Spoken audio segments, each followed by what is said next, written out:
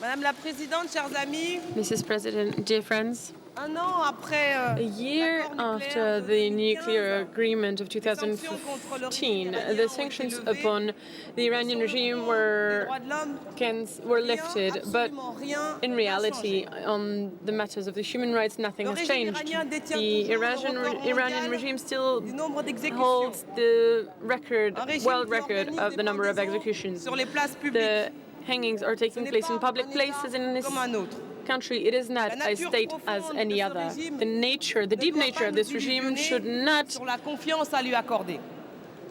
make us think that we can trust it. In this region, the poison is spreading because of the complicity of the Western countries, because we are accomplices of the Syrian massacres. It's a bad time for liberty, for human rights, for democracy, because in the meantime, trade is going on. The frozen assets were liberated. And if we close our eyes on this horrible situation, the banks and all the companies have resumed their trade with Iran. It is the 18th world in terms of economy. This is the reason why everyone is rushing to do trade with this Iranian regime. But we should not believe it. If we look back in history, we remember that without political rights, trade cannot work. How can one invest where it's profitable if a regime forces you to place your money, invest your money elsewhere? How can you deliver goods if the regime limits your freedom of movement? How can you guarantee an investment if it is submitted to corruption, the dangers of corruption? Iran is an extremely dangerous commercial market, and investors should think twice before investing there. How can we talk about economy when we're talking about a market that is in the hands of the political police?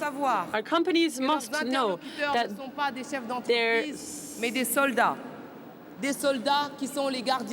counterparts are soldiers of the revolution. The result is tragic. Iran is number one in corruption. And of course, trade is not compatible with legal instability. Remember that the nuclear agreement implies a return of the sanctions if they do not comply. This partner is not reliable. And here today, I want to say that Iran will not pretend to be a member of the Council of the Nations until the Iranian people is not free. Iran will not be able to pretend that they are respectable if they don't respect the rights of their people. Iran will not be able to pretend that they are the police of the Middle East, because they're only pretending to fight Daesh, all the while supporting the murder of Bashar al-Assad, who has over the blood of thousands of people on his hands. We have the power to say to the world that the so-called moderate Rouhani has a worse record than Ahmadinejad. The seculars, the women, the Democrats, the Christians are still being repressed tragically, and the Iranians want to stand up for democracy and freedom. The agreement of July 2015, is a historical fault. It is proof of weakness. And it blinded us from the call of liberty.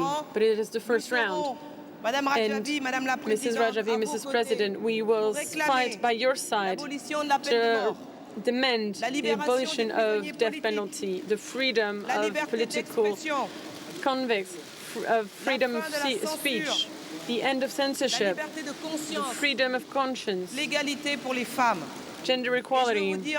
And I would like to remind you of my pride, my friends. I am your friend and I am your partner in this fight. Viva free Iran.